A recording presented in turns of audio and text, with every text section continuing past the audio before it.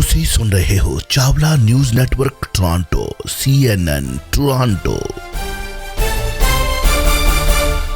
Welcome back ਦੋਸਤੋ, voice of city 1320 AM ਤੇ ਇਸ ਵਕਤ ਤੁਸੀਂ ਜੁੜ ਚੁੱਕੇ ਹੋ ਇੱਕ ਵਾਰੀ ਫਿਰ ਤੋਂ ਰੰਗਲਾ ਪੰਜਾਬ ਚਾਵਲਾ ਨਿਊਜ਼ ਨੈਟਵਰਕ ਦੇ ਨਾਲ। ਤੋਂ ਮੇਰੇ ਨਾਲ ਜੁੜ ਚੁੱਕੇ ਨੇ ਸਰਦਾਰ ਜਸਵੀਰ ਸਿੰਘ ਜੀ ਪੱਟੀ।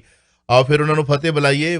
ਪੱਟੀ ਸਾਹਿਬ, ਵਾਹਿਗੁਰੂ ਜੀ ਕਾ ਖਾਲਸਾ, ਵਾਹਿਗੁਰੂ ਜੀ ਕੀ ਫਤਿਹ। ਵਾਹਿਗੁਰੂ ਜੀ ਕਾ ਖਾਲਸਾ, ਵਾਹਿਗੁਰੂ ਜੀ ਕੀ ਫਤਿਹ ਜੀ। ਹਾਸਾ ਆਉਂਦਾ ਹੈ ਜਦੋਂ ਸਾਡੇ ਲੀਡਰ ਇੱਕ ਦੂਜੇ ਨੂੰ ਝੂਠ ਦਾ ਪਲੰਦਾ ਕਹਿੰਦੇ ਨੇ। ਝੂਠ ਦਾ ਪਲੰਦਾ ਅਸੀਂ ਮੇਰੇ ਖਿਆਲ ਦੇ ਵਿੱਚ ਜਿਸ ਉਮਰ ਦੇ ਵਿੱਚ ਹਾਂ, ਚਲੋ ਹੁਣ ਸੁਖਨਾ ਮੁੰਡਾ ਵੀ ਵਿਆਹ ਲਿਆ ਤੇ ਸਾਰੇ ਜੱਗ ਨੂੰ ਪਤਾ ਹੈ। ਹਾਂਜੀ, ਤੇ ਅਸੀਂ ਝੂਠ ਦੇ ਦਾਅਵਿਆਂ ਨੂੰ ਸੁਣ ਸੁਣ ਕੇ ਹੁਣ ਹੱਸਣੋਂ ਨਹੀਂ ਰਹਿ ਸਕਦੇ ਕਿ ਕਿਹੜੇ ਲੋਕ ਕਹਿ ਰਹੇ ਨੇ ਕਿ ਇਹ ਝੂਠ ਦਾ ਪਲੰਦਾ। ਮਾਫ਼ ਕਰਨਾ, ਸਾਡਾ ਕਿਸੇ ਨਾਲ ਉਹ ਨਹੀਂ ਹੈਗਾ। ਜਿਹੜੇ ਸਾਡੇ ਸਰੋਤੇ ਦਰਸ਼ਕ ਸਾਇਲੈਂਟ ਸਰੋਤੇ ਦਰਸ਼ਕ ਨੇ ਨਾ, ਜਦੋਂ ਆ ਕੇ ਹੁਣ ਮਿਲਦੇ IPTV ਬਾਕਸ 'ਤੇ ਹੈਰਾਨ ਰਹਿ ਜਾਈਦਾ ਕਿ ਐਡੇ ਬੁੱਧੀਜੀਵੀ ਵੀ ਸਾਨੂੰ ਸੁਣਦੇ ਨੇ, ਤੁਸ਼ ਵਰਗੇ ਬੰਦਿਆਂ ਨੂੰ, ਔਰ ਕਹਿੰਦੇ ਕਿ ਤੁਸੀਂ ਅੜੇ ਹੋਏ ਹੋ, ਮਤਲਬ ਸਟੈਂਡ ਦੇ ਉੱਤੇ ਹੋ। ਵੱਖ-ਵੱਖ ਭਾਈਚਾਰੇ ਦੇ ਲੋਕ ਵੀ ਬਕਸਾ ਲੈ ਕੇ ਜਾਂਦੇ ਨੇ ਔਰ ਐਪਰੀਸ਼ੀਏਟ ਕਰਦੇ ਨੇ ਕਿ ਤੁਸੀਂ ਬਖਸ਼ਦੇ ਕਿਸੇ ਨੂੰ ਨਹੀਂ। ਗੱਲ ਇਹ ਆ ਕਿ ਝੂਠ ਦਾ ਪਲੰਦਾ, ਝੂਠ ਦੇ ਪਲੰਦੇ ਦੇ ਉੱਤੇ ਹੀ ਤਾਂ ਲੋਲੀਪੌਪ ਦੇ ਕੇ ਸਰਕਾਰਾਂ ਬਣਦੀਆਂ ਆਈਆਂ ਨੇ। ਜਦੋਂ ਕੋਈ ਕਿਸੇ ਉੱਤੇ ਬਿਆਨ ਦਿੰਦਾ ਹੈ ਤਾਂ ਉਹ ਆਪਣੀ ਪੀੜ੍ਹੀ ਥੱਲੇ ਸੋਟਾ ਫੇਰ ਕੇ ਗਾਂਹ ਵਧੇ। ਤਾਂ ਮੇਰੇ ਖਿਆਲ ਦੇ ਵਿੱਚ ਕਿਸੇ ਨੂੰ ਬਿਆਨ ਦੇਣ ਤੋਂ 100 ਵਾਰੀ ਉਹ ਅੰਗਰੇਜ਼ ਕਰੂਗਾ ਕਿ ਮੈਂ ਬੋਲਣ ਕੀ ਲੱਗਾ। ਹੈ ਨਾ, ਚਲੋ ਆਪਾਂ ਪਹਿਲਾਂ ਇੱਕ ਮਸਲਾ ਖੜਾ ਹੋਇਆ ਕਿ ਸਾਡੇ ਵੀਰ ਦਾ ਫੋਨ ਆਇਆ ਕਿ ਜਿਹੜੇ ਹਾਈਵੇ ਦੇ ਉੱਤੇ ਛੋਟੇ ਜਿਹੜੇ ਢਾਬੇ ਨੇ ਜਾਂ ਜਿਹੜੇ ਰੈਸਟੋਰੈਂਟ ਨੇ ਉਹ ਗੈਰ ਕਾਨੂੰਨੀ ਤਾਂ ਹੋ ਸਕਦਾ, ਢਾਏ ਜਾ ਸਕਦੇ ਨੇ। ਕੁਝ ਵੀਡੀਓ ਆਈ, ਕੋਈ ਹੈ ਇਹੋ ਜਿਹਾ ਕੋਈ ਲਾਅ ਬਣਿਆ ਨਵਾਂ ਕੋਈ? ਨਹੀਂ, ਇਹ ਸੁਪਰੀਮ ਕੋਰਟ ਦਾ ਆਰਡਰ ਨੇ। ਅੱਛਾ ਜੀ, ਸੁਪਰੀਮ ਕੋਰਟ ਦੇ ਆਰਡਰ ਦੇ ਜਿਹੜੇ ਢਾਬੇ ਬਿਲਕੁਲ ਨਜ਼ਦੀਕ ਬਣੇ ਉਹ ਢਾਬੇ ਨਹੀਂ ਹੋਣੇ ਚਾਹੀਦੇ। ਉਹ ਢਾਬੇ ਜਿਹੜੇ ਰੁਕਾਵਟ ਪਾਉਂਦੇ ਇਹਦੇ ਵਿੱਚ ਆਪਣੀ ਆਵਾਜਾਈ ਦੇ ਵਿੱਚ। ਬਿਲਕੁਲ ਲੱਗੇ। ਤੁਹਾਨੂੰ ਪਤਾ ਹੋਏਗਾ ਵੀ ਜਿਹੜੀ ਹਾਈਵੇ ਬਣਦਾ ਉਹਦੇ ਵਿੱਚ ਕੁਝ ਇਹ ਵੀ ਤੁਸੀਂ ਇਹ ਜਗ੍ਹਾ ਇੰਨੀ ਦੂਰੀ ਤੱਕ ਜਾ ਕੇ ਜਿਹੜਾ ਵਾ ਇਹ ਕੱਟ ਦੇ ਸਕਦੇ, ਇੱਥੇ ਤੇ ਕੱਟ ਦੇ ਸਕਦੇ। ਬਿਲਕੁਲ, ਹਾਂਜੀ ਹੁੰਦਾ। ਲੇਕਿਨ ਇੱਥੇ ਕੱਟ ਦੇਣ ਲੱਗਿਆ ਜਿਹੜੀ ਉਹ ਰਿਸ਼ਵਤ ਚੱਲ ਰਹੀ ਹੈ। ਮੇਰਾ ਪੈਟਰੋਲ ਪੰਪ ਆ ਗਿਆ, ਮੈਂ ਕਿਹਾ ਚੁੱਕੋ ਪੈਸੇ, ਕਿੰਨੇ ਵਾਲੇ ਲੱਖ ਰੁਪਇਆ ਚੁੱਕ, ਮੈਨੂੰ ਕੱਟ ਦੇ ਦਿਓ। ਜਿਹਦੀ ਤੇ ਚੱਲਦੀ ਉਹਦੀ 1 ਕਿਲੋਮੀਟਰ 3 ਕੱਟ, ਤੇ ਜਿੱਥੇ ਨਹੀਂ ਕੋਈ ਚੱਲਦੀ ਉੱਥੇ ਪਿੰਡਾਂ ਦੇ ਪਿੰਡ ਤੱਕ 20-30 ਕਿਲੋਮੀਟਰ ਕੋਈ ਕੱਟ ਨਹੀਂ ਹੁੰਦਾ। ਫਿਰ ਲੋਕ 92 ਉੱਥੋਂ ਉਹਦੇ ਐਕਸੀਡੈਂਟ ਹੁੰਦੇ ਆ। ਇਹ ਸੁਪਰੀਮ ਕੋਰਟ ਦੀ ਹੈ। ਲੇਕਿਨ ਇਹ ਤੇ ਰਿਵਿਊ ਹੋਣਾ ਚਾਹੀਦਾ ਵੀ ਇਹ ਜੋ ਕਰਦੇ ਗਲਤ ਕਰਦੇ, ਕਿ ਸਾਡੀ ਪਾਪੂਲੇਸ਼ਨ ਜਿਹੜੀ ਬਹੁਤ ਜ਼ਿਆਦਾ ਹੈ। ਸਾਡੇ ਤੇ ਸੁਸਾਇਟੀ ਦੇ ਨਾਲ ਪਿੰਡ ਹੈਗੇ ਆ, ਲੋਕ ਕਿੱਥੇ ਚਲ ਜਾਣ? ਸਰਵਿਸ ਲੇਨ ਤੁਸੀਂ ਦਿੱਤੀ ਹੈ, ਸਰਵਿਸ ਲੇਨ ਤੇ ਕਿੰਨਾ ਕੁ ਚੱਲ ਜਾਣਗੇ? ਆਖਿਰਕਾਰ ਲੋਕਾਂ ਨੂੰ ਹਾਈਵੇ ਤੇ ਚੜ੍ਹਨਾ ਪੈਂਦਾ। ਹਾਈਵੇ ਤੇ ਚੜ੍ਹਨ ਵਾਸਤੇ ਜੇ ਬੰਦੇ ਨੂੰ 20 ਕਿਲੋਮੀਟਰ ਰਸਤਾ ਹੀ ਨਹੀਂ ਮਿਲਣਾ ਕਿਤੇ, ਤੇ ਕਰੂਗਾ ਕੀ ਉਹ? ਪਾਪੂਲੇਸ਼ਨ ਦਾ ਖਿਆਲ ਰੱਖੋ, ਪਾਪੂਲੇਸ਼ਨ ਕੀ ਹੈ। ਲੇਕਿਨ ਜਿਹੜੀ ਸੁਪਰੀਮ ਕੋਰਟ ਦੇ ਵਕੀਲ ਜੱਜ ਬੈਠੇ ਨੇ ਉੱਥੇ ਜੋ ਆਉਂਦਾ ਲਿਖਤੀ ਮੱਖੀ ਦੇ ਮੱਖੀ ਮਾਰੀ ਜਾਂਦੇ ਨੇ, ਕਰਤੋ ਵੀ ਕਰਤਾ, ਇਹਨੇ ਕਰਤਾ ਬਸ ਠੀਕ ਆ। ਇਸ ਕਰਕੇ ਉਹਦੇ ਤੇ ਰਿਵਿਊ ਹੋਣਾ ਚਾਹੀਦਾ। ਹੁਣ ਦੇਖੋ, ਰਾਮ ਸਿੰਘ ਦਾ ਕੀ ਚੱਕਰ ਸੀ? ਰਾਮ ਸਿੰਘ ਰਾਣੇ ਦਾ ਚੱਕਰ ਇਹੀ ਸੀ ਨਾ, ਸੁਪਰੀਮ ਕੋਰਟ ਦੇ ਆਰਡਰ ਨੇ ਜੀ। ਇੱਥੇ ਕੋਈ ਸਾਈਡ ਦੇ ਉੱਤੇ ਤੁਸੀਂ ਇਹਦਾ ਢਾਬਾ ਨਹੀਂ ਬਣਾ ਸਕਦੇ, ਤੁਸੀਂ ਇਹਦਾ ਰੈਸਟੋਰੈਂਟ ਨਹੀਂ ਬਣਾ ਸਕਦੇ। ਤੁਸੀਂ ਉਹ ਕਹਿੰਦੇ ਬਾਕੀ ਚੱਲਣ ਦੇ, ਮੇਰਾ ਕੋ ਬੰਦ ਕੀਤਾ ਤੁਸੀਂ? ਇੱਕੋ ਹੀ, ਹਾਂ, ਤੂੰ ਕਿਸਾਨਾਂ ਦਾ ਬਾਕੀ ਵੀ ਬੰਦ ਕਰ ਦੇਗੀ। ਕਦੋਂ ਬੰਦ ਕਰੋਗੇ ਤੁਸੀਂ? ਹੁਣ ਸਾਡੀ ਪਾਪੂਲੇਸ਼ਨ ਦੇ ਹਿਸਾਬ ਨਾਲ ਉਹ ਬੰਦ ਨਹੀਂ ਕੀਤੇ ਜਾ ਸਕਦੇ। ਜਿਸ ਤਰੀਕੇ ਨਾਲ ਸਾਡੀ ਟ੍ਰੈਫਿਕ ਚੱਲਦੀ ਹੈ, ਹਾਈਵੇ ਤੁਸੀਂ ਚੱਲੋ, ਬੰਪਰ ਖਿੰਦਾ ਹੁੰਦਾ ਕਿਤੇ। ਇੰਨੀ ਜ਼ਿਆਦਾ ਟ੍ਰੈਫਿਕ ਹੋ ਗਈ ਹੈ। ਆਖਿਰਕਾਰ ਜਿਹੜੇ ਬੰਦੇ ਘਰੋਂ ਤੁਰੇ, ਜਿਨ੍ਹਾਂ 10 ਘੰਟੇ ਸਫ਼ਰ ਕਰਨਾ, ਉਹਨਾਂ ਰਸਤੇ ਵਿੱਚ ਚਾਹ ਵੀ ਪੀਣੀ ਹੈ, ਉਹਨਾਂ ਰੋਟੀ ਵੀ ਪੀਣੀ ਹੈ, ਕਿਤੇ ਆਪਣੇ ਜਿਹੜੇ ਅਸੀਂ ਜੰਗਲ ਪਾਣੀ ਵੀ ਜਾਣਾ, ਸਭ ਕੁਛ ਕਰਨਾ ਹੁੰਦਾ। ਬਿਲਕੁਲ ਜੀ, ਬਿਲਕੁਲ। ਤੁਸੀਂ ਉਹਨੂੰ ਦੇ ਦਿਓ, ਜੇ ਤੁਸੀਂ 50 ਕਿਲੋਮੀਟਰ ਤੋਂ ਇੱਕ ਹੋਟਲ ਲੈਤਾ, ਢਾਬਾ ਦਿੱਤਾ, ਉੱਥੇ ਤਾਂ ਰਸ਼ ਹੀ ਨਾ ਹੋਣ ਜਿਹੜਾ ਹੋ ਜਾਣਾ ਵੀ ਮੁੜ ਕੇ ਵਾਰੀ ਨਹੀਂ ਕਿਸੇ ਦੀ ਹੋਣੀ। ਤੇ ਨਾਲੇ ਫਿਰ ਉਹ ਛਿੱਲ ਪੂਰੀ ਲਾਊਗਾ ਨਾਲੇ ਇੱਥੇ ਜਿਹੜੀ ਸਾਡੇ ਜਿਹੜਾ ਹੈਗਾ ਨਾ ਰੂਲਸ ਐਂਡ ਰੈਗੂਲੇਸ਼ਨ, ਉਹ ਸਹੀ ਤਰੀਕੇ ਨਹੀਂ ਹੁੰਦੇ। ਜਿਹਦੀ ਹੁਣ ਵੇਖੋ, ਮੈਂ ਕੱਲ ਗੱਲ ਕਰਨ ਦਾ ਸੀ ਕਿ ਤੂੰ ਕਹਿੰਦੇ ਸਾਡੇ ਵੇਖੋ ਬਠਿੰਡੇ ਤੋਂ ਚੱਲ ਪੋ ਤੁਸੀਂ, ਜਿੱਥੇ ਤੇ ਇਹਨਾਂ ਦੀ ਚੱਲਦੀ ਸੀ ਅਗਲੇ ਲਾ ਲਿਆ ਸਾਡੇ ਮਾਲਕਾਂ ਦੀ, ਉਹਨਾਂ ਨੇ ਆਪਣੇ ਸਾਰੇ 1 ਕਿਲੋਮੀਟਰ 3 ਕੱਟ ਦੇ ਦਿੱਤੇ ਆ। ਅੱਗੇ ਤੁਹਾਨੂੰ 15 ਕਿਲੋਮੀਟਰ ਕੱਟ ਹੀ ਕੋਈ ਨਹੀਂ ਹੈਗਾ।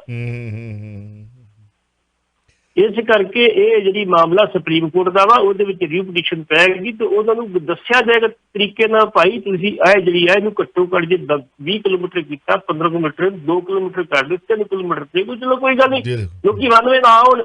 ਹੁਣ ਜਦੋਂ 92 ਆਉਂਦੇ ਫਿਰ ਐਕਸੀਡੈਂਟ ਹੋਣੀ ਹੈ।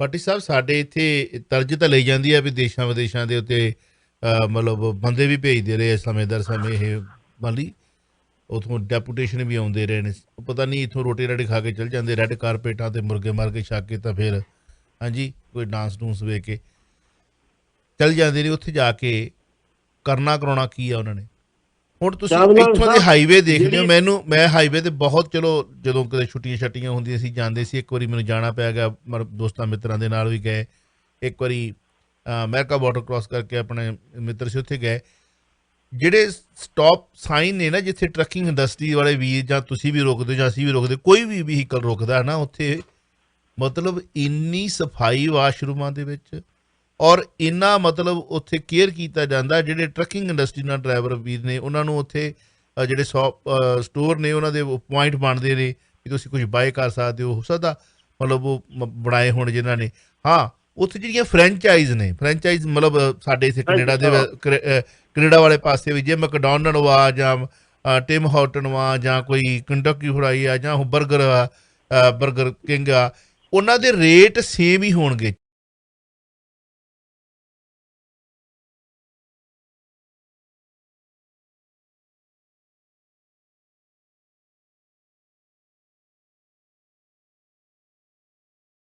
ਚਾਹੇ ਤੁਸੀਂ ਟੋਰਾਂਟੋ ਡਾਊਨਟਾਊਨ ਚੋਂ ਲੈ ਲਓ ਜਿੱਥੇ ਐਨ ਕਹਿੰਦੇ ਕਿ ਗਾੜਾ ਜਿਹੜਾ CN ਟਾਵਰ ਦੇ ਥੱਲੇੋਂ ਲੈ ਲਓ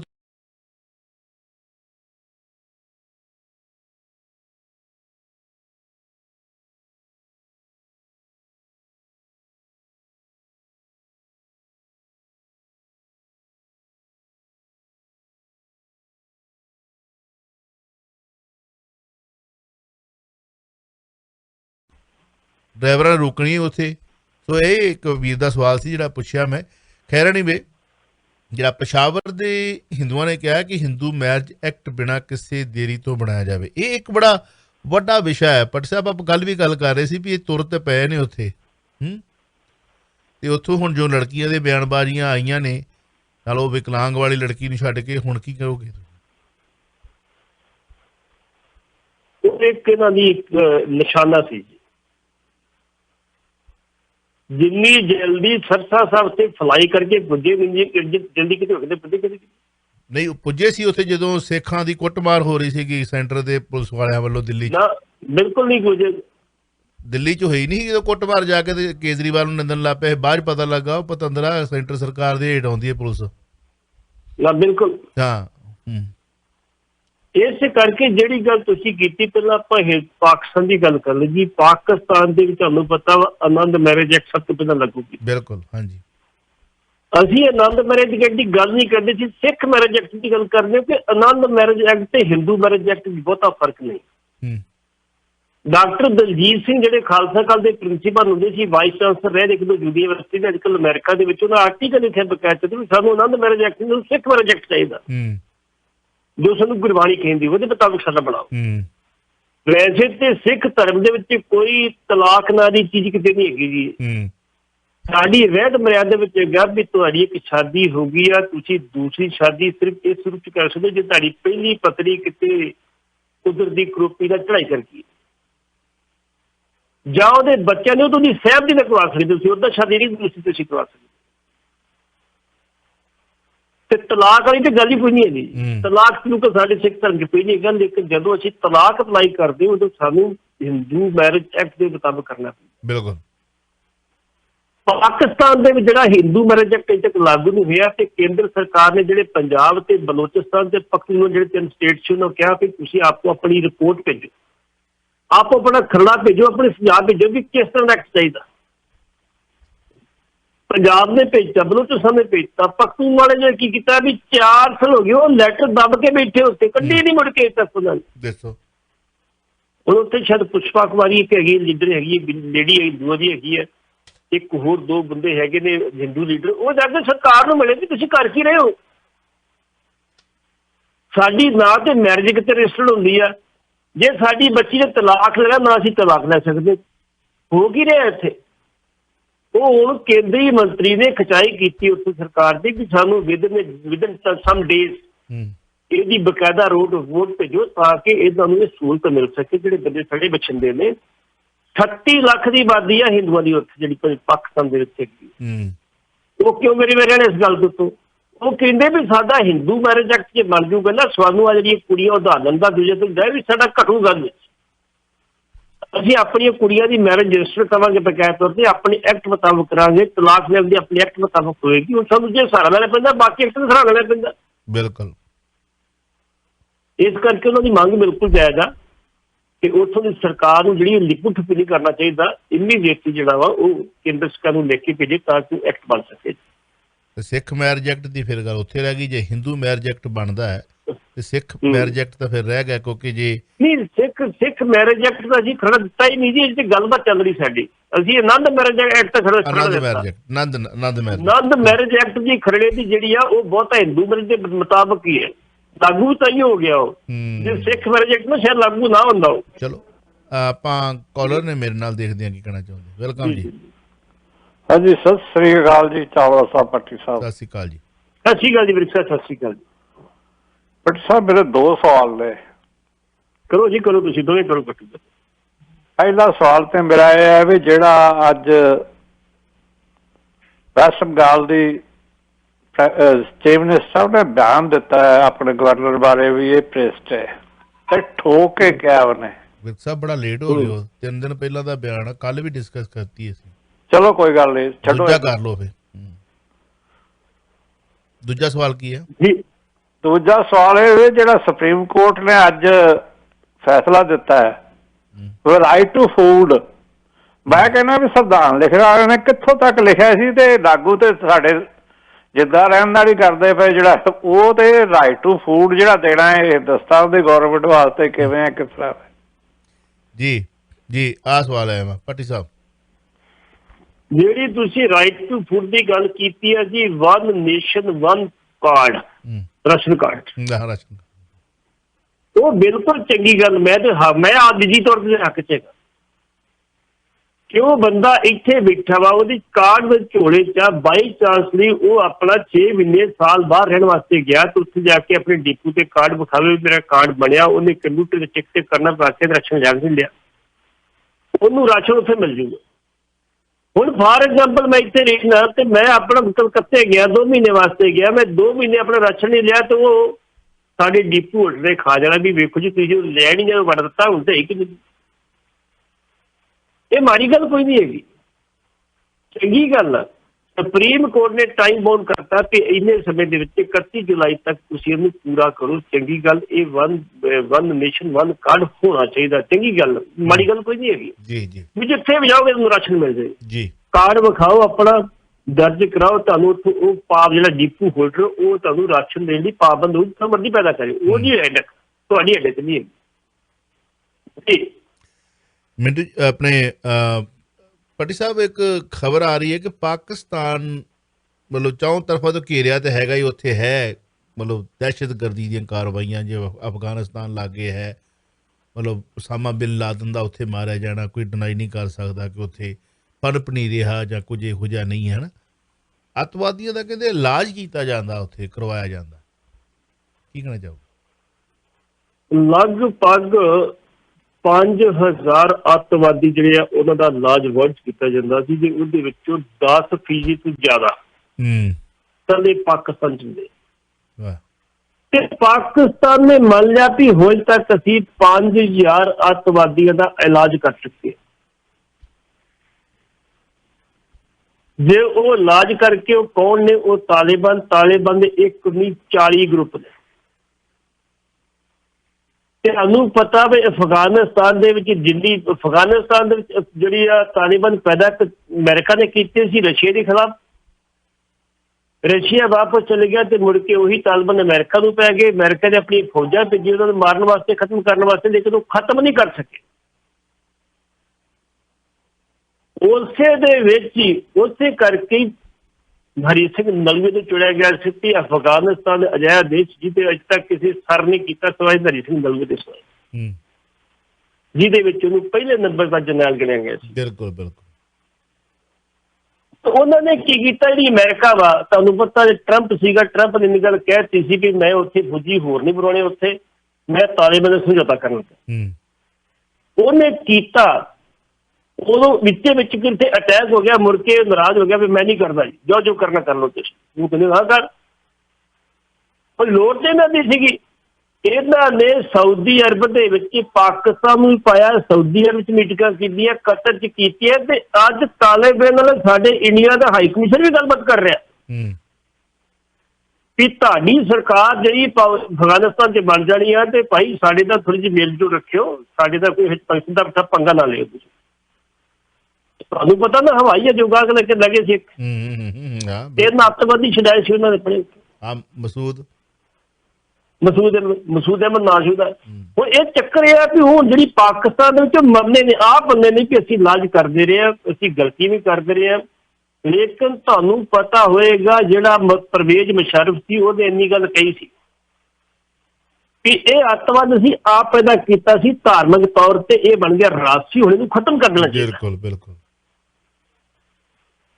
ਇਸ ਕਰਕੇ ਹੁਣ ਇੱਕ ਮੌਕਾ ਮਿਲ ਗਿਆ ਕਈ ਦੇਸ਼ਾਂ ਨੂੰ ਗੱਲ ਕਰਨ ਦਾ ਵੀ ਪਾਕਿਸਤਾਨ ਆਪ ਬੰਨਿਆ ਵੀ ਅਸੀਂ ਅੱਤਵਾਦੀਆਂ ਇਲਾਜ ਕਰਦੇ, ਕਿ ਵਰਲਡ ਲੈਵਲ ਤੇ 5000 ਅੱਤਵਾਦੀਆਂ ਦਾ ਹਰ ਸਾਲ ਜਿਹੜਾ ਪਿਛਲੇ ਰਿਕਾਰਡ ਮਿਲੇ ਆ ਉਹਦੇ ਵਿੱਚ ਪਾਕਿਸਤਾਨ ਦਾ 10% ਕਰਦਾ ਤੇ ਬਾਕੀ ਦੇਸ਼ ਵੀ ਕਰਦੇ, ਬਾਕੀ ਦੇ ਦੇਸ਼ ਕਰਦੇ, ਕਿੱਥੇ ਜਾਂਦੇ ਹੋ। ਚੰਗੀ ਗੱਲ, ਜੇ ਕੋਈ ਬੰਦਾ ਬਿਮਾਰ ਉਹਦਾ ਇਲਾਜ ਕਰਨਾ ਤੇ ਸਾਡੀ ਇੰਟਰਨੈਸ਼ਨਲ ਡਿਊਟੀ ਹੈ ਜੀ।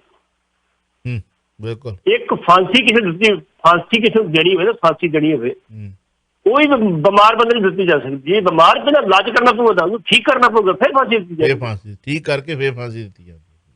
ਹਾਂਜੀ ਹਾਂਜੀ। ਇਸ ਕਰਕੇ ਉਹਨਾਂ ਨੇ ਆਪਣੀ ਗੱਲ ਮੰਨ ਲਈ ਆ, ਕਿਉਂਕਿ ਤਾਲਿਬਾਨ ਦੀ ਸਰਕਾਰ ਪਾਕਿਸਤਾਨ 'ਚ ਅਫਗਾਨਿਸਤਾਨ 'ਚ ਬਣ ਰਹੀ ਆ, ਅਮਰੀਕਾ ਬਣਾ ਰਿਹਾ ਵਾ।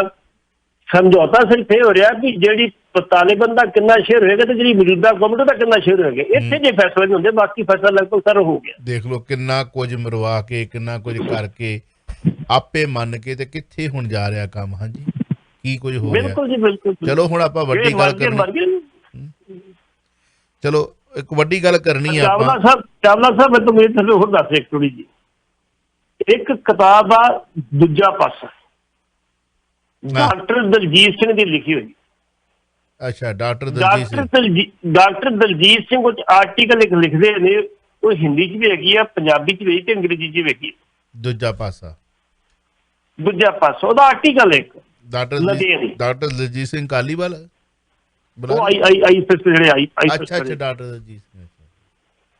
ਉਹ ਕਹਿੰਦੇ ਜੀ ਮੈਂ ਆਪਣੇ ਕੋਲ ਕੁਛ ਨਹੀਂ ਲਿਖਿਆ, ਮੈਂ ਆਹ ਸਾਈਟਾਂ ਤੋਂ ਸਭ ਕੁਝ ਕੱਢ ਕੇ ਫਿਰ ਲਿਖਿਆ। ਲਦੇਨ ਦੀ ਮੌਤ ਉਹਨਾਂ ਕਿਹਾ ਜੀ 2005 ਦੇ ਵਿੱਚ ਹੋ ਚੁੱਕੀ ਸੀ। 2011 ਵਾਲਾ ਡਰਾਮਾ ਕੀਤਾ ਗਿਆ ਵੀ ਓਬਾਮਾ ਨੇ ਇਲੈਕਸ਼ਨ ਜਿੱਤਣੀ ਸੀ ਅਮਰੀਕਾ ਦੇ ਵਿੱਚ, ਲਾਸ਼ ਕਿਉਂ ਨਹੀਂ ਵਿਖਾਈ ਗਈ। ਜਿਹੜੀ ਫੋਟੋ ਡਾਕਟਰ ਦਲਜੀਤ ਸਿੰਘ ਨੇ ਆਪਣੇ ਉਸ ਕਿਤਾਬ ਦੇ ਵਿੱਚ ਛਾਪੀ ਹੈ ਤੇ ਜਿਹੜੀ ਬਾਅਦ 11 'ਚ ਫੋਟੋ ਆਈ, ਉਹ ਦੋਵੇਂ ਮਿਲਾ ਕੇ ਵੇਖ ਲਓ, ਸੇਮ ਫੋਟੋ ਹੈਗੀ,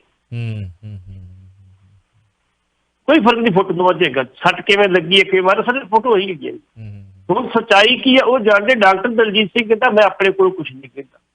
ਹੁਣ ਇਹਨਾਂ ਨੇ ਕਹਿਤਾ ਜੀ ਪਾਕਿਸਤਾਨ ਦੇ ਵਿੱਚ ਜਿਹੜੀ ਛਾਉਣੀ ਸੀ, ਉਹਦੇ ਕੋਲ ਇੱਕ ਕੋਠੀ ਸੀ, ਉਹ ਬਿਨਾਂ ਲਾਈਟ ਤੋਂ ਸੀ, ਉੱਥੇ ਲਦੇਨ ਰਹਿੰਦਾ ਸੀ, ਸਾਨੂੰ ਸ਼ੱਕ ਪਿਆ, ਉੱਥੇ ਸੀ ਹੈਲੀਕਾਪਟਰ ਜਾ ਕੇ ਦਿਲ ਉਤਰੇ ਤੇ ਲਦੇਨ ਮਾਰ ਕੇ ਲੈ ਆਂਦਾ। ਨਹੀਂ, ਛਾਉਣੀ ਦੇ ਲਾਗੇ ਛਾਉਣੀ ਵਾਲਿਆਂ ਨੂੰ ਸ਼ੱਕ ਨਹੀਂ ਪਿਆ ਕਿ ਉੱਥੇ ਬਿਨਾਂ ਲਾਈਟ ਬਿਜਲੀ ਤੋਂ ਰਹਿੰਦਾ। ਬਿਲਕੁਲ ਬਿਲਕੁਲ। ਉਹ ਤੇ ਇੱਕ ਤਾਂ ਦੱਸਿਆ ਨਾ ਕਿ ਡਰਾਮੇ ਬਾਜੀ ਕਰਨੀ ਕੀਤੀ ਉਹਨਾਂ ਨੇ। ਚਲੋ ਤੁਹਾਨੂੰ ਕਿਤਾਬ ਕਿਤੇ ਬੰਦਾ ਹੋ ਜਾਂਦਾ ਉਹਨੂੰ ਭੇਜ ਦੂੰਗਾ, ਪਤਾ ਪੜ੍ਹ ਲਿਓ, ਉਹਦੇ ਜ਼ਰੂਰ ਬੜਾ ਕੁਛ ਹੈ ਕਿਤਾਬ ਦੇ ਵਿੱਚ ਹੈਗਾ। ਉਹ ਫੋਟੋ ਤੁਸੀਂ ਵੇਖੋ, ਸੇਮ ਫੋਟੋ ਹੋਗੀ 2011 ਵਾਲੀ ਤੇ 2005 ਵਾਲੀ। ਜੀ ਭੇਜੋ ਜੀ ਕਿਤਾਬ, ਜ਼ਰੂਰ ਕਿਤੇ ਮੌਕਾ ਲੱਗਾ ਤੇ ਪੜਾਂਗੇ, ਜੇ ਇੱਥੋਂ ਮਿਲ ਜਾਂਦੀ ਤੇ ਲੈ ਕੇ ਪੜਾਂਗੇ। ਇਹ ਤਾਂ ਸਾਡੀ ਰੂਹ ਦੀ ਖੁਰਾਕ ਹੈ। ਅੱਛਾ, ਜਿਹੜੀ ਕਸ਼ਮੀਰ ਦੇ ਵਿੱਚ ਵੈਸੇ ਚਰਚਾ ਦੁਬਾਰਾ ਕਰਨ ਲੱਗਾ ਤੁਹਾਡੇ ਨਾਲ, ਕਿਉਂਕਿ ਤੁਸੀਂ ਜ਼ਿਆਦਾ ਖੋਜ ਕੀਤੀ ਹੋ ਸਕਦੀ ਹੈ। ਇਹ ਪਤਾ ਲੱਗਾ ਹੈ ਕਿ ਕਸ਼ਮੀਰ ਦੇ ਵਿੱਚ ਜਿਹੜੀ ਸਿੱਖ ਕੁੜੀ ਦੀ ਅਗਵਾ ਹੋਈ ਦੀ ਕਹਾਣੀ ਹੈ, ਉਹਦੇ ਵਿੱਚ ਸਰਨੇ ਬ੍ਰਦਰਜ਼ ਨੇ ਲੜਕੀ ਦੀ ਸ਼ਾਦੀ ਕਰਵਾਈ ਹੈ ਤੇ ਜੋੜੀ ਦਿੱਲੀ ਪੁੱਜ ਗਈ ਹੈ। ਦੂਸਰੀ ਕੁੜੀ ਨੇ ਹਾਈ ਕੋਰਟ ਤੋਂ ਮੰਗੀ ਸੁਰੱਖਿਆ। ਤੁਹਾਡਾ ਨਜ਼ਰੀਆ ਕੀ ਹੈ? ਕਿਉਂਕਿ ਮਨਜਿੰਦਰ ਸਿਰਸੇ ਦਾ ਰੋਲ ਜਿਹੜਾ ਵਾ ਇਸ ਵਕਤ ਬਹੁਤ ਜ਼ਿਆਦਾ, ਹੁਣ ਮੈਂ ਕੀ ਮਤਲਬ ਲਫ਼ਜ਼ ਨਹੀਂ ਵਰਤਣਾ ਚਾਹੁੰਦਾ, ਚਲੋ ਇਹ ਗੁਰਦੁਆਰਾ ਪ੍ਰਬੰਧਕ ਕਮੇਟੀ ਦੇ ਪ੍ਰਧਾਨ ਨੇ, ਮਨਜਿੰਦਰ ਸਿਰਸਾ ਨੇ ਨੂੰ ਕਿਹਾ ਗਿਆ ਕਿ ਉਸ ਦੀ ਗ੍ਰਹਿ ਮੰਤਰੀ ਨਾਲ ਉਹਨੇ ਕਿਹਾ ਕਿ ਮੁਲਾਕਾਤ ਹੋ ਚੁੱਕੀ ਤੇ ਜੰਮੂ ਕਸ਼ਮੀਰ ਦੇ ਵਿੱਚ ਬਣੇਗਾ ਲਵ ਜਿਹਾਦ ਕਾਨੂੰਨ। ਕੀ ਵਰਤਿਆ ਨਹੀਂ ਜਾ ਰਿਹਾ ਇਸ ਮੋਹਰੇ ਨੂੰ ਸ਼ਤਰਾਜੀ ਦੇ ਵਿੱਚ? ਮੈਂ ਸ਼ੁਰੂ ਚ ਕਿਹਾ ਜੀ ਸ਼ੁਰੂ ਚ ਕਿਹਾ ਵੀ ਇੰਨੀ ਫੁਰਤੀ ਨਾਲ ਤੇ ਇੰਨੀ ਜਲਦੀ ਨਾਲ ਸਰਸਾ ਸਾਹਿਬ ਕਿਤੇ ਪਹੁੰਚੇ ਨਹੀਂ ਕਦੀ, ਜਿੰਨੀ ਫੁਰਤੀ ਉੱਥੇ ਗਏ। ਫੁਰਤੀ ਗਈ, ਤੁਸੀਂ ਜਾ ਕੇ ਸਿੱਖਾਂ ਨੂੰ ਉਕਸਾਇਆ। ਜੇ ਉੱਥੇ ਪ੍ਰੈਸ ਨੂੰ ਕਰਨ ਲੱਗੇ, ਪ੍ਰੈਸ ਨੇ ਸਵਾਲ ਕੀਤਾ, ਤੁਸੀਂ ਵੋਟਿੰਗ ਕਰਾਈ ਉੱਥੇ ਉਹਨਾਂ ਕੋਲ। ਪ੍ਰੈਸ ਦਾ ਸਵਾਲ ਦਾ ਫਰਜ਼ ਬਣਦਾ ਕਰਨਾ। ਮੁੜ ਕੇ ਪ੍ਰੈਸ ਤੁਹਾਡੇ ਲਾਗੇ ਨਹੀਂ ਆਏ, ਤੁਸੀਂ ਮੁੜ ਕੇ ਆਪਣੀਆਂ ਵੀਡੀਓ ਪਾਉਂਦੇ ਰਹੇ। ਪ੍ਰੈਸ ਵਾਲਿਆਂ ਦੇ ਤੁਸੀਂ ਵਾਇਰ ਲੈ ਜਾਓ, ਵਾਇਰ ਖੋਲ ਲਓ, ਬੀਬੀ ਆ ਜਿਹੜੀ ਅਰਥ ਹੈਗੀ ਆ ਉਹਦੀ ਇੰਟਰਵਿਊ ਆਈ, ਉਹਦੇ ਵਿੱਚ 2 ਪੱਤਰਕਾਰ ਬੈਠੇ ਮੁਸਲਮਾਨ ਉੱਥੋਂ ਦੇ ਤੇ ਇੱਕ ਬੀਬੀ ਬੈਠੀ ਆ ਐਡਵੋਕੇਟ ਕਮਲਜੀਤ ਕੌਰ। ਉਹਨੇ ਡਟ ਕੇ ਵਿਰੋਧ ਕੀਤਾ ਸਰਸੇ ਦਾ, ਠੋਕ ਕੇ ਵਿਰੋਧ ਕੀਤਾ। ਉਹਨੇ ਕਿ ਲਾਭ ਨਾਲ ਕਾਨੂੰਨ ਲਿਓ, ਅਸੀਂ ਲੜਾਂਗੇ ਦੇ ਖਿਲਾਫ ਜ਼ਰੂਰ ਲੜਾਂਗੇ। ਉਹ ਕਹਿੰਦੀ ਆ ਵੀ ਸਾਡੀ ਕੋਈ ਆਜ਼ਾਦੀ ਹੈ ਕੁੜੀਆਂ ਦੀ, ਸਾਡੀ ਔਰਤਾਂ ਦੀ ਆਜ਼ਾਦੀ ਕੋਈ ਹੈਗੀ ਹੈ। ਜੇ 18 ਸਾਲ ਦੀ ਉਮਰ ਦੀ ਪੂਰੀ ਕਰਕੇ ਦੇਸ਼ ਦੀ ਸਰਕਾਰ ਬਣਾ ਸਕਦੀ ਤੇ ਆਪਣਾ ਭਵਿੱਖ ਨਹੀਂ ਬਣਾ ਸਕਦੀਆਂ। ਉਹਦਾ ਸਵਾਲ ਇਹ ਹੈ। ਉਹ ਕਹਿੰਦੀ ਵੀ ਜਿਹੜੀ 18 ਸਾਲ ਦੀ ਕੁੜੀ ਉਹ ਸਭ ਕੁਝ ਜਾਣਦੀ ਆ, 19 ਸਾਲ ਦੀ ਜਾਣਦੀ, ਉਹ ਆਪਣਾ ਨਫਾ ਨੁਕਸਾਨ ਸੋਚਦੀ ਹੈ। ਜੇ ਆਪਣੀ ਮਰਜ਼ੀ ਨਾਲ ਛੱਡਦੀ ਤੁਸੀਂ ਰੋਕ ਨਹੀਂ ਸਕਦੇ ਕਿਸੇ ਵੀ ਤਰੀਕੇ। ਕਹਿੰਦੀ ਮੈਂ ਬੂਸ ਨਹੀਂ ਕਰਦੀ ਕਿਸੇ ਨੂੰ, ਮੈਂ ਕਰ ਰਹੀ ਹਾਂ ਵੀ ਉਹਨੂੰ ਰੋਕ ਨਹੀਂ ਸਕਦੀ। ਤੁਸੀਂ ਹੱਕ ਬਣਦਾ, ਸਾਨੂੰ ਕੋਸ਼ਿਸ਼ ਹੱਕ ਦਿੰਦਾ ਨਹੀਂ, ਮੈਂ ਐਡਵੋਕੇਟ ਵੀ ਨਾਲ ਹੈਗੀ। ਉਹ ਕਹਿੰਦੀ ਮਨਮੀਤ ਦੀ ਜਿਹੜੀ ਘਟਨਾ ਵਾਪਰੀ ਮੰਦਭਾਗੀ ਵਾਪਰੀ। ਅਸੀਂ ਕਹਿੰਦੇ ਘਟਨਾ ਮਾੜੀ ਨਹੀਂ ਵਾਪਰਨੀ ਚਾਹੀਦੀ। ਜੇ ਵੀ ਪਹਿਲੀ ਕੁੜੀ ਹੈ ਜਿਹਨੇ ਜਾ ਕੇ ਹਾਈ ਕੋਰਟ ਤੋਂ ਸੁਰੱਖਿਆ ਦੀ ਮੰਗ ਕੀਤੀ ਵੀ ਮੈਨੂੰ ਕੋਲ ਆਪਣੇ ਘਰ ਠੀਕ ਠਾਕ ਆ ਜੀ, ਮੇਰੇ ਵਿੱਚ ਇੰਟਰਫੀਅਰ ਨਾ ਕਰਨੇ, ਮੈਨੂੰ ਤੰਗ ਪਰੇਸ਼ਾਨ ਨਾ ਕਰਨੇ। 2012 ਦੇ ਵਿੱਚ ਕੁੜੀ ਸਿੱਖਾਂ ਦੀ ਤੇ ਮੁਸਲਮਾਨਾਂ ਦੇ ਮੁੰਡੇ ਨਾਲ ਇੱਕ ਵਿਆਹ ਕੀਤਾ। ਉਹਨਾਂ ਨੇ ਬੜਾ ਕੁਛ ਕਿਹਾ, ਕਰਤਾ ਜੇ ਕਰਤਾ। 2019 ਚ ਕੁੜੀ ਨੇ ਲਾਈਵ ਹੋ ਕੇ ਇੰਨੀ ਗੱਲ ਕਹੀ ਵੀ ਮੈਂ ਜੋ ਕੀਤਾ ਠੀਕ ਕੀਤਾ, ਆਪਣੇ ਭਲੇ ਲਈ ਕੀਤਾ, ਮੈਂ ਆਪਣੇ ਘਰ ਚ ਬਿਲਕੁਲ ਰਾਜੀ ਖੁਸ਼ੀ ਹਾਂ। ਉਹ ਮੁੜ ਕੇ ਆਪਣੇ ਮਾਂ ਪਿਓ ਨੂੰ ਮਿਲਣ ਨੂੰ ਲੱਗ ਪਈ। ਇਸ ਕਰਕੇ ਸਰਸਾ ਸਾਹਿਬ ਨੂੰ ਚਾਹੀਦਾ, ਹੁਣ ਕੀਤਾ ਸਰਸਾ ਸਾਹਿਬ ਨੇ ਕੀ ਆ, ਜਦੋਂ ਉੱਥੇ ਕੁੜੀ ਬਰਾਮਦ ਹੋ ਗਈ, ਕੁੜੀ ਆਪਣੇ ਘਰ ਆ ਗਈ, ਸਰਨਾ ਸਾਹਿਬ ਗਏ, ਉਹ ਪਰਿਵਾਰ ਨੂੰ ਮਿਲੇ, ਉਹ ਕਹਿੰਦੇ ਵੀ ਕੁੜੀ ਦੀ ਸ਼ਾਦੀ ਕਰਦੀ ਆਪਾਂ। ਇੱਕ ਮੁੰਡਾ ਤਿਆਰ ਹੋ ਗਿਆ ਜੀ, ਮੈਂ ਸ਼ਾਦੀ ਕਰਨ ਵਾਸਤੇ ਤਿਆਰ। ਉੱਥੇ ਇੱਕ ਇਤਿਹਾਸਕ ਗੁਰਦੁਆਰਾ ਸਰਨਾ ਸਾਹਿਬ, ਉੱਥੇ ਜਾ ਕੇ ਉਹਨਾਂ ਨੇ ਆਪ ਸ਼ਾਦੀ ਕਰ ਦਿੱਤੀ ਜਿਹੜੀ ਸੀ, ਉਹ ਕੀ ਸ਼ਾਦੀ ਹੋ ਗਈ। ਉਹ ਮੁੰਡਾ ਤੇ ਕੁੜੀ ਕਹਿੰਦੇ ਸੀ ਦਿੱਲੀ ਜਾਣਾ ਤੇ ਟਿਕਟਾਂ ਬੁੱਕ ਕਰਾ ਦਿਓ। ਕਹਿੰਦੇ ਹੁਣੇ ਕਰਾ ਦਿੰਦੇ ਜੀ, ਕੋਈ ਗੱਲ ਨਹੀਂ ਤੁਹਾਡੀ। ਉਹਨਾਂ ਭਾਈਏ ਟਿਕਟਾਂ ਬੁੱਕ ਕਰਾਤੀ ਉਹਨਾਂ ਦੀ। ਇਹਨਾਂ ਦੀ ਲਾਲ ਚੌਕ ਦੇ ਵਿੱਚ ਪ੍ਰੈਸ ਕਾਨਫਰੰਸ ਸੀਗੀ। ਲਾਲ ਚੌਕ ਚ ਸਰਨਾ ਸਾਹਿਬ ਦੀ ਪ੍ਰੈਸ ਕਾਨਫਰੰਸ ਸੀ। ਉੱਥੇ ਕਰੀਬ 100 ਦੇ ਕਰੀਬ ਪੱਤਰਕਾਰ ਬੈਠਾ ਸੀ ਜਾਂਦੇ। ਉੱਥੇ ਇਹਨਾਂ ਜਿਹੜੇ ਉੱਥੋਂ ਦੇ ਮਲਾਣੇ ਵਿਭਾਗ ਦੇ ਕੋਲ ਕਿ ਦੱਸੋ ਜੀ, ਤੁਸੀਂ ਦੱਸੋ ਕੀ ਹੋਣਾ ਚਾਹੀਦਾ ਹੁਣ ਇੱਥੇ ਜੋ ਕੁਛ ਹੋ ਰਿਹਾ, ਤੁਸੀਂ ਦੱਸੋ ਕੀ ਹੋਣਾ ਚਾਹੀਦਾ। ਉਹਨਾਂ ਨੇ ਕਿਹਾ ਜੀ ਆਹ ਜਿਹੜੀ ਘਟਨਾ ਵਾਪਰ ਗਈ, ਅੱਗੇ ਤੋਂ ਜੀ ਘਟਨਾ ਬਿਲਕੁਲ ਨਹੀਂ ਵਾਪਰੇਗੀ। ਇਹ ਜਿਹੜਾ ਦੋਸ਼ੀ ਹੈ ਜਿਹਨੇ ਇਹ ਗਲਤੀ ਕੀਤੀ ਇਹਨੂੰ ਸਜ਼ਾ ਦਿਆਂਗੇ। ਇਹ ਉੱਥੇ ਪ੍ਰੈਸ ਕਾਨਫਰੰਸ ਕਰਨ ਡਿਆ ਤੇ ਮਗਰੋਂ ਸਰਸਾ ਸਾਹਿਬ ਨੇ ਮੁੰਡਾ ਤੇ ਕੁੜੀ ਕਰੋ ਚੁੱਕੇ ਦਵਾਈਏ ਲੈ ਕੇ ਦਿੱਲੀ ਨੂੰ ਆ ਗਏ। ਇਹੋ ਜਿਹੇ ਕੰਮ ਕਰਨੇ, ਦੱਸੋ ਯਾਰ ਤੁਸੀਂ ਉੱਥੇ ਜਿਹੜੇ ਕੰਮ ਗਿਆ ਤੇ ਕਰ ਤੁਸੀਂ ਕੀ ਰਹੇ ਹੋ। ਬਿਲਕੁਲ ਉੱਥੇ ਆਪਣੀ ਜੋਰ ਜਮੈਸ਼ ਬੋਲ ਜਾਓ ਤੁਸੀਂ। ਉਹ ਕਹਿੰਦੇ ਯਾਰ ਕੋਈ ਗੱਲ ਨਹੀਂ। ਉੱਥੇ ਉਹਨਾਂ ਪੱਤਰਕਾਰਾਂ ਦੇ ਕੁਝ ਸਰਚ ਦੇ ਪੁਆਇੰਟ ਕੀਤੇ ਵੀ ਤੁਹਾਡੇ ਬੰਦੇ ਨੂੰ ਬੋਲਣ ਦੀ ਜਾਂਚ ਨਹੀਂ। ਉਹਨੇ ਕਹਿੰਦੇ ਯਾਰ ਗੱਲ ਸੁਣ ਰਹੀ, ਉਹ ਸਾਡਾ ਬੰਦਾ ਸਿਰ ਕਾਲਾ ਪੈ ਜਾਂਦਾ, ਕੋਈ ਗੱਲ ਨਹੀਂ ਮੈਂ ਉਹਦੀ ਮਾਫੀ ਮੰਗਦਾ। ਗੱਲ ਬੈਠਦੀ ਨੇ, ਉਹ ਠੰਡੇ ਹੋ ਗਏ ਵਿਚਾਰੇ। ਤੁਸੀਂ ਉਹ ਵਾਇਰ ਤੇ ਇੰਟਰਵਿਊ ਸੁਣਿਓ ਨਾ, 2 ਪੱਤਰਕਾਰ ਤੇ ਬੀਬੀ ਕਮਲਜੀਤ ਕੌਰ ਦੇ, ਉਹਨੇ ਬੜੇ ਠੋਕ ਕੇ ਗੱਲਾਂ ਕੀਤੀਆਂ। ਚਲੋ ਕਾਲਰ ਨੇ ਕਰਕੇ ਸਰਸਾ ਸਾਹਿਬ ਤੁਸੀਂ ਇਹ ਕੰਮ ਨਾ ਕਰੋ। ਉੱਥੇ ਸਿੱਖ ਵਸਦੇ ਨੇ, ਸੁੱਖੀ ਸਿੰਘ ਦੀ ਵਸਦੇ। ਸਗੋਂ ਆਪਾਂ ਪਹਿਲਾਂ ਨੇ ਕਿਹਾ ਸੀਗਾ, ਚਾਹੀਦਾ ਇਹ ਹੈ ਵੀ ਉਹਨਾਂ ਦੇ ਧਾਰਮਿਕ ਆਗੂ, ਉਹਨਾਂ ਦੇ ਸਿਆਸੀ ਆਗੂ, ਉਹਨਾਂ ਦੇ ਸਮਾਜਿਕ ਆਗੂ ਇਕੱਠੇ ਕਰੋ, ਨਾਲ ਸਿੱਖ ਇਕੱਠੇ ਕਰੋ ਤੇ ਕਹੋ ਉਹ ਇੰਨੀ ਗੱਲ ਕਰੀ ਦੁਬਾਰਾ ਘਟਨਾ ਨਹੀਂ ਵਾਪਰੂਗੀ ਜੀ। ਲਓ ਆਪਾਂ ਕਾਲ ਲੈ ਲਈਏ ਜੀ। ਹੈਲੋ ਹਾਂਜੀ, ਚਾਵਲਾ ਸਾਹਿਬ ਤੇ ਪੱਟੀ ਸਾਹਿਬ, ਵਾਹਿਗੁਰੂ ਜੀ ਕਾ ਖਾਲਸਾ ਵਾਹਿਗੁਰੂ ਜੀ ਕਾ ਖਾਲਸਾ, ਵਾਹਿਗੁਰੂ ਜੀ ਖਾਲਸਾ ਜੀ। ਅੱਧਾ ਘੰਟਾ ਹੋ ਗਿਆ, ਮੈਂ ਉਹ ਬੀਬੀ ਜਿਹੜੀ ਐਡਵੋਕੇਟ ਹੈ ਦੀ ਵਾਇਰ ਦੇ ਕਮਲਪ੍ਰੀਤ ਕੌਰ, ਉਹਦਾ ਸਾਰਾ ਬਿਆਨ ਸੁਣਿਆ, ਤੁਸੀਂ ਉਹਨੂੰ ਰਿਪੀਟ ਕਰ ਦਿੱਤਾ। ਇਹਦੇ ਪਿੱਛੇ ਇੱਕ ਹੋਰ ਸਾਜ਼ਿਸ਼ ਵੀ ਹੈਗੀ, ਉਹ ਤੁਸੀਂ ਉਹਦੇ ਸੁਣ ਲਈ ਹੋਊ। ਉਹ ਕਸ਼ਮੀਰੀ ਮੁਸਲਮਾਨਾਂ ਨੇ ਕਿਹਾ ਕਿ ਸਾਡੇ ਉੱਪਰ ਸਿੱਖ ਬਰਾਦਰੀ ਦਾ ਬਹੁਤ ਵੱਡਾ ਅਹਿਸਾਨ ਹੈ। ਹਾਂ ਬਿਲਕੁਲ ਠੀਕ ਹੈ, ਠੀਕ ਹੈ। ਔਰ ਕੈਨੇਡਾ ਤੇ ਅਮਰੀਕਾ ਦੇ ਵਿੱਚ ਜਾਂ ਕਿਤੇ ਹੋਰ ਜਿਹੜੇ ਫੋਰਨ ਕੰਟਰੀਜ਼ ਹੈਗੇ ਆ ਜਿੱਥੇ ਇਹ ਦੋਨਾਂ ਦੀ ਵਸੋਂ ਆ, ਮੁਸਲਮਾਨਾਂ ਤੇ ਸਿੱਖਾਂ ਦੀ, ਵੀ ਇਹਨਾਂ ਦੀ ਆਪੋ ਵਿੱਚ ਹੀ ਕਾਫੀ ਨੇੜਤਾ ਹੈ, ਮਿਊਚੁਅਲ ਅੰਡਰਸਟੈਂਡਿੰਗ ਹੈ ਇਹਨਾਂ ਦੀ। ਉਹਦੇ ਵਿੱਚ ਪਾੜਾ ਪਾਉਣ ਵਾਲੀ ਗੱਲ ਵੀ ਇੱਥੇ ਚੱਲਦੀ ਹੈ।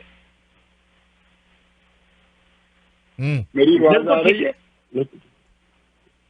ਹੈਲੋ ਜੀ ਸੁਣ ਰਹੇ ਹਾਂ।